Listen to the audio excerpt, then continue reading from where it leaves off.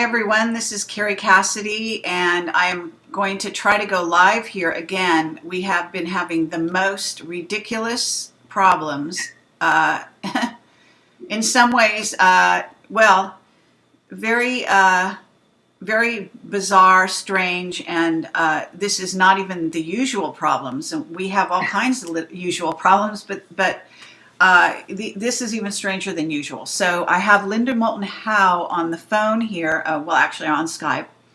And, okay, great. And so it sounds like you can hear me. Linda, can you say a few words? Yes, this is Mouton Howe, reporter and editor of earthfiles.com. And I'm in Albuquerque, New Mexico, looking forward for an hour to try to solve the communication. On radio, we were attacked within 10 minutes. Within 10 minutes by the strangest digital attack. Even the person who runs that station says he's never heard anything like it before. And then starting this morning, no email, no phones for me, and it has taken all day trying to work through technical problems, so I may be the one who is being attacked, and the spin-off is now to Kerry and Camelot.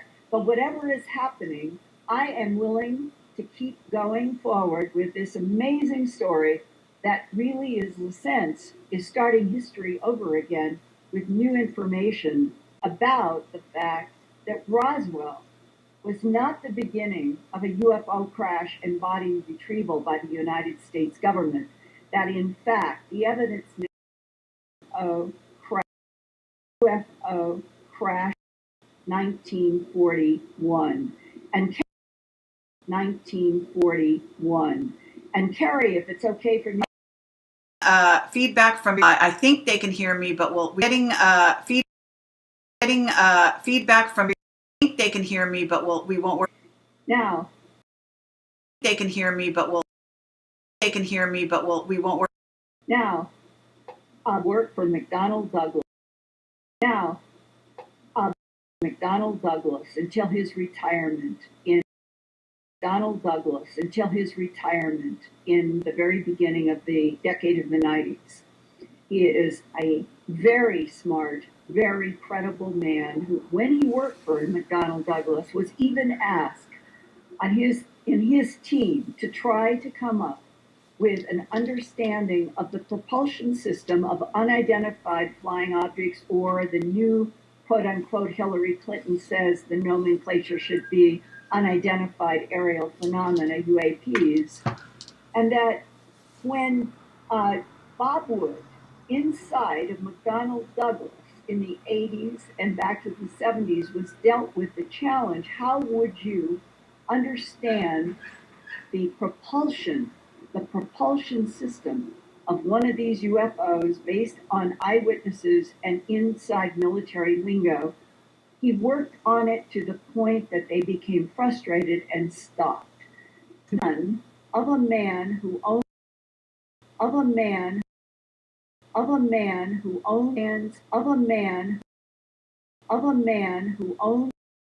it was then proving grounds back in the 40s.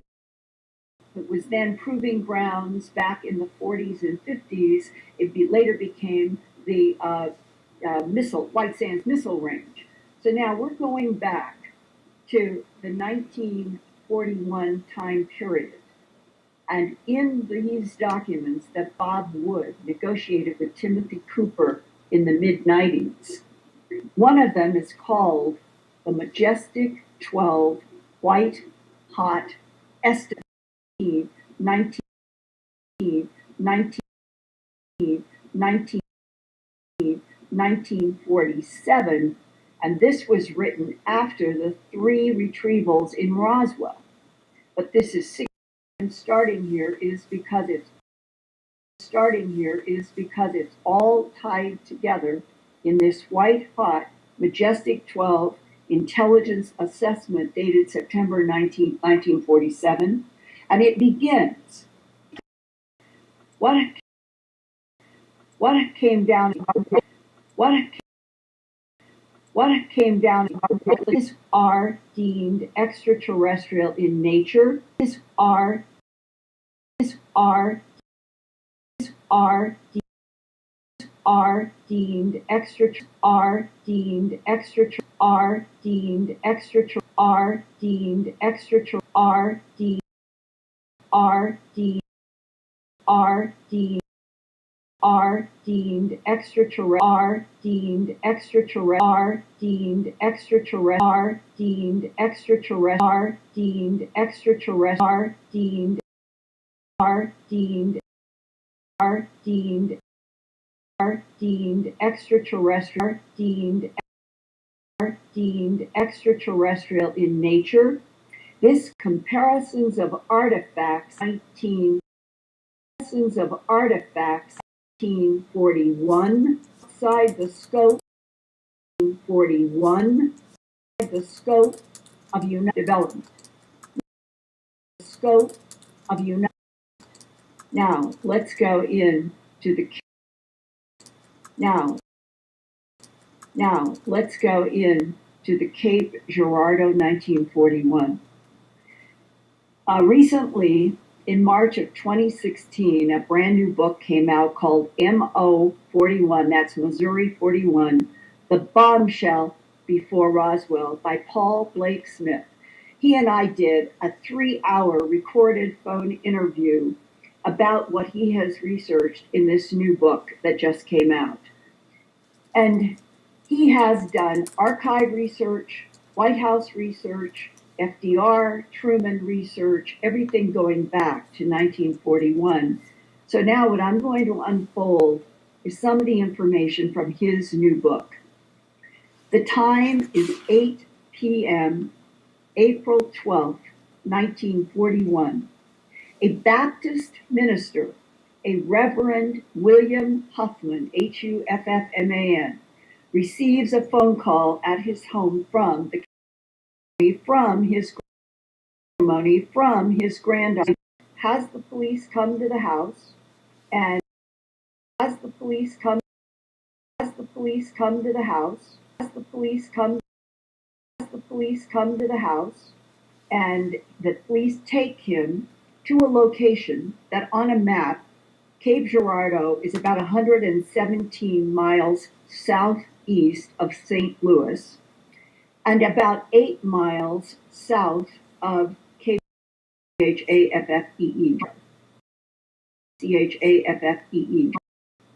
There were military police. There were military police, fire, and a man with a large camera at the time in 1941 that had a big flash, and it was flashing on a crescent-shaped craft that was silver on the ground, and pieces. 3 bodies that later that night, when the Reverend got home, he told his family, what I saw were 3 identical bodies, as if you had. Here's what happened. Aeronautics that existed in 19. Here's what happened. Here's what happened. Here's what happened. Here's what happened. Here's what happened. Here's what happened. Here's what happened. Aeronautics that existed in 19 of Cape Girardeau, so very close. That existed in 19 of that existed in 19 of that existed that existed that existed that existed that existed in 19 Cape Girardeau, so very close. The man Cape Girardeau, so very close. The man who was in charge of that entire operation was General Charles Burton Root. He was a flight instructor and a squadron commander and was so respected, and he eventually became a appointed man by people in Washington, but he was in charge. This is very important because the gathering on the night of April 12, 1941 appears to have been done at the bodies in the craft by this Sykeston Institute for Aeronautics. All right, so we know that military came in and got this material. But what about that? Not only with a large camera, but with a small, with a large camera, but with a large camera, with a large camera, but with a small camera that the man put in a shirt pocket. So the Reverend saw the photographs being taken both with the large camera and the small camera. 2 weeks later, the man, recognizable, who had been taking the photographs, showed up one evening when they heard a knock on the door, opened it, and here is the man that the Reverend recognized was the photographer. And the photographer, without any explanation, to the Reverend Huffman, says, "I think that you are owed a photograph from 2 weeks ago," and hands him a photograph that later the granddaughter would sketch because she saw it. And I'm going to come to what happened to this photo. The photograph in the sketches that are at my news website, earthfiles.com, and have been there for about a decade, show two men in shirts. One is in short shirt sleeves and the other is longer shirt sleeves. And they have, on either side, they have their human hands under the armpits of a gray being about 4 feet tall from the bottom of its feet to the top of its head. The head is large, shaped, not round, and not precisely oval, but an odd shape that comes a little narrower down. The eyes are quite large. They estimated the Reverend said they were 3 times larger than human eyes, but not the way ours come horizontally. These were slanted. The nose was drawn in the sketch as just 2 little slits, a slit for a mouth, no ears, thin neck, thin body, apparently 4 fingers, and the feet were not clear. And as I understand it, the photograph never showed exactly clear the bottom of the being's feet. But nevertheless, here is a sketch that Charlotte Mann, the granddaughter of Reverend William Huffman, had started drawing for people in the 1990s. And all of us had seen the drawing and heard her. And the problem was she was not born on April 12, 1941. She would be born years later when the Reverend's son, Guy Huffman, moved to Kansas. The story needs to be told here about what happened before we get to Washington, D.C. The Reverend stayed in Cape Girardeau. His son moves with the family and the new baby, Charlotte, to a town in Kansas. One day, when Charlotte was a young girl and had seen the photograph that was described by her family as an extraterrestrial from outside of this planet, being held up by 2 humans at the grandfather's when he was asked to go there, the son had a man named Fisk working for AIG, the same insurance company, quote unquote, that was involved in the collapse in 2008, the financial collapse in the United States. And what we know about AIG in the 1940s is it was being used for intelligence people to be embedded because AIG could go out to towns on alleged legitimate insurance inquiries and talk to people anywhere in the United States on all kinds of subjects. And that appears to be what happened between Reverend Huffman's son and this AIG man named Fisk, F-I-S-K-E. Fisk crosses Guy Huffman's path, and somehow they end up talking about what happened in Cape Girardeau. And Guy tells Fisk, who our suspicion is, Paul Blake Smith's, mine and others, Fisk was sent as a mission to track down the photo. And that the people in Cape Girardeau knew that the Reverend had given the photo to the son. Subject, and the Fisk man said, subject, and the Fisk man says, "Oh, I'm an expert in photos. Please give it to me for a day or two. I want to analyze it, and I promise to bring it back." Well, this man Fisk not only never brought it back to Guy Huffman, he disappeared from the town within 2 days of the discussion and taking the photo. This reinforces the idea that Fisk was on the trail to get this photo and to take it out of any possibility of being shared with reporters and people about this Cape Girardeau story. Now, with that as background, that there really was a photo, that there were other people who have testified having seen it, and why we don't have it, let's go back to April of 1941. There was no Pentagon in a there was no Pentagon in April 1941. There was no CIA, NSA, DIA. There was no Area 51. Most of what we recognize, for example, people think of Wright-Patterson. The only thing in Ohio that existed in April of 1941 was called Wright Field. It had not become Wright-Patterson until much later. Therefore, part of the story that Paul Blake Smith is beginning to say about Chief of Staff George Marshall, his Secretary of Staff George Marshall, his Secretary of State Cordell in charge of S. Truman, in charge of S. Truman. Those are the S. Truman. Those are the men on the night of April 12th getting together to discuss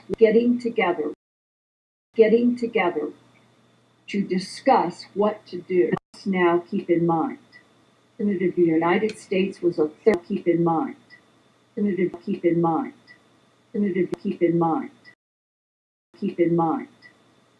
The United States was a 33rd degree Mason.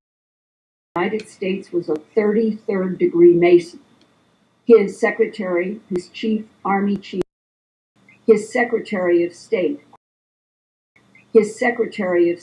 Cordell Hull, was a 33rd degree Mason. Those men at the top of the United States government in 1941 were also bound together by secrets, the Masonic tradition secrets. Those men were used to relating to each other as promising secrets. What Paul Blake Smith suggests in this new book, based on his research of archives, that the only safe place is what we know today as capital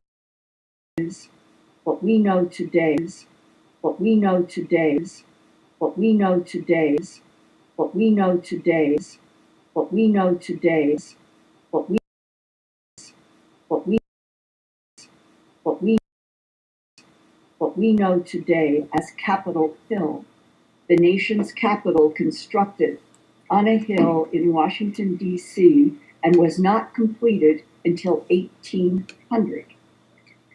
Now, where would they put 3 bodies, craft, and debris in the nation's capital? Well, it turns out, I've done my own research after interviewing Paul Blake Smith. The Department of the Interior in 1911, on the record in paper, is talking about the Interior is now going to move material in 1911 out of these sub-basements to give more room for other things to be stored. What Paul Blake Smith has come up with is that they have basements with only these basements with basements with only basements with only basements with only basements with only basements with basements with only the 33rd degree Mason part of the government, the president, his Secretary of State, the chief of his army, and Harry Truman being brought into the discussion, and they would be the only ones knowing that that's what happened. Now, is there any other information and evidence that supports this? Paul Blake Smith has a fascinating section in the book about the testimony on the record of the three daughters to another reverend. It is a name that people get confused with Huffman. It is Holt, Holt. Reverend Holt was the cousin to Roosevelt. Reverend Holt,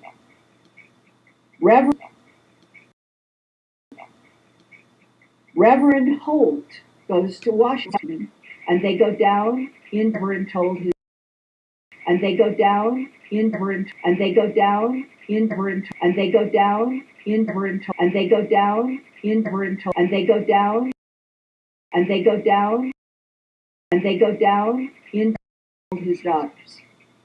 They didn't have all of his daughters. They didn't have all of the security machinery as they do today. Have all of the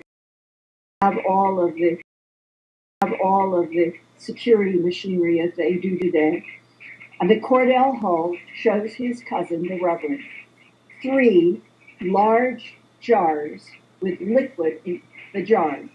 And inside of each jar is a body, gray, small, thin, and each of the jars and the bodies look identical. And Cordell Hull tells his cousin, who tells his daughters, these are creatures not of this world.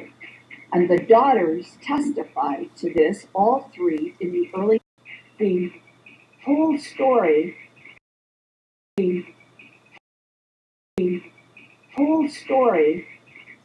of the crash in Cape Girardeau and the retrieval of 3 identical bodies today we would call clones becomes even more significant when you read the white-hot, majestic paper that would be written 6 years later because of the Roswell crashes.